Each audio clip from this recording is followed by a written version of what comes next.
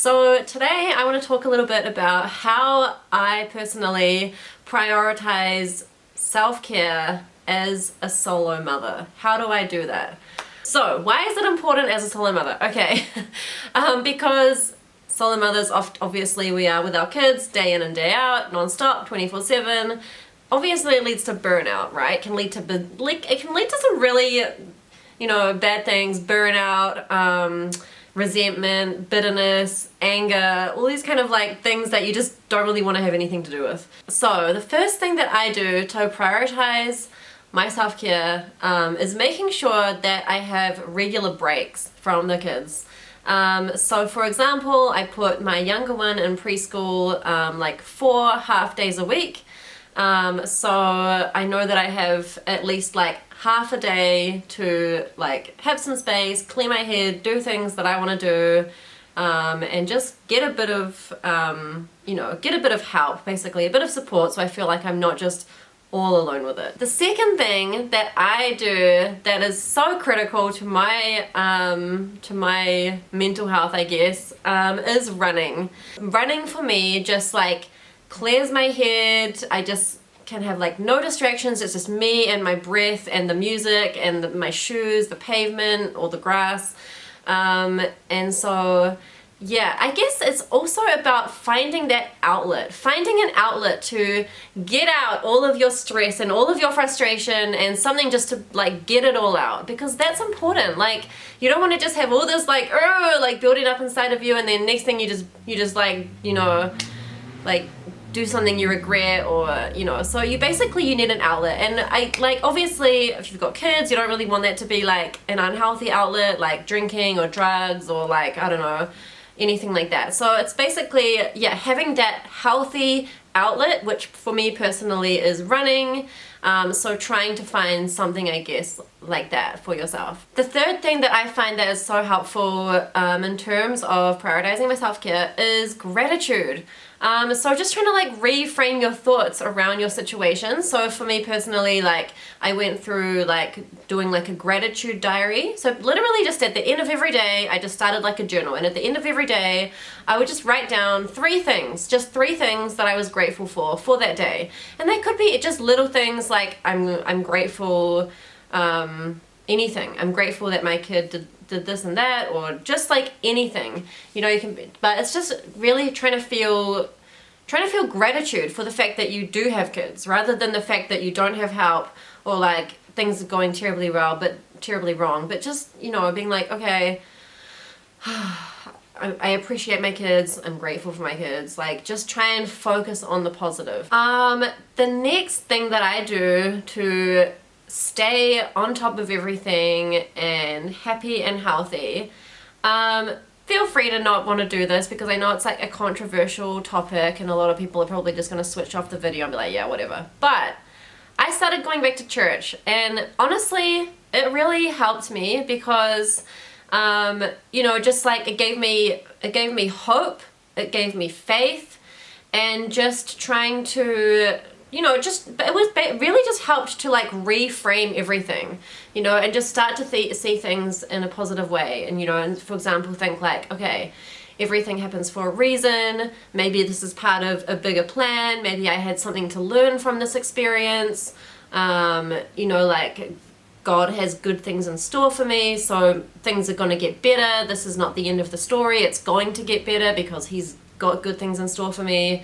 Maybe this was just something that I had to learn from. Maybe something good had to come out of this. It basically just gives you faith that things are going to get better. So, and it gives you hope.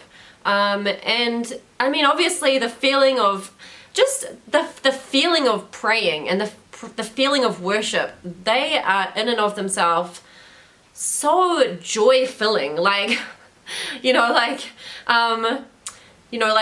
Praying is so helpful, just to say out loud what, and even if you're I went through a phase of being angry at God and being this is ridiculous, I did not deserve this, and I would literally say that. I'd be I'm so angry at you,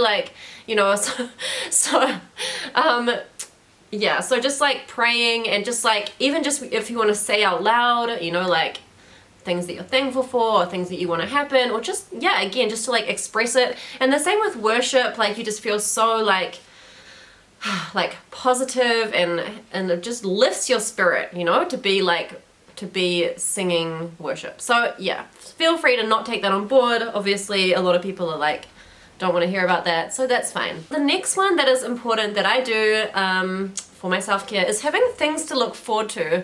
So even it can just be like little things throughout the week, like for example play dates with, you know, my kids' friends. I mean, that's for them, yeah, but at least like as the mum I still get to like hang out with like other mum friends or other parents.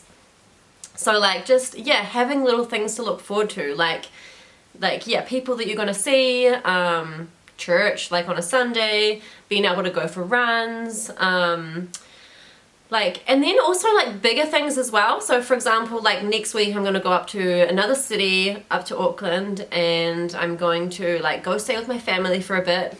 So that is like something to look forward to, because obviously my family will be there to help. And so I'm like looking for like, okay, only 1 week left, just 1 week, just gotta get through this week, and then I can like have some help from my family. So like having things to look forward to, and then even bigger than that, having like, so for example, we are gonna be going to Fiji in about a month's time. So that's like on the horizon as well as like something to look forward to. So just having something positive to look forward to, because the whole thing, the most depressing thing about being a solo mom is that it feels like you're just trapped. You feel like you're trapped and it's hard and it's gonna be hard forever, and you can't really seem to get past that wall of like, it's gonna be hard forever, this is my life for the foreseeable future. So you actually have to like have positive things that you can look forward to, so that you don't feel like you're just trapped in this like never-ending place of like struggle. Okay, and last but not least, I don't really do it so much anymore, but like one thing that I did find quite helpful was like affirmations. I think I've talked about this in like previous videos, but like actually like there's this really helpful app called Insight Timer. This is not a sponsored video, but this is just like something that I want to mention, that there is a free app called Insight Timer, and basically you just download it and it has like guided meditations. You literally just like, sometimes I do it, like every now and then I'll do it before bed. I'll just like lay in my bed and like turn it on, and like, and you can just like listen to it while you're like falling asleep.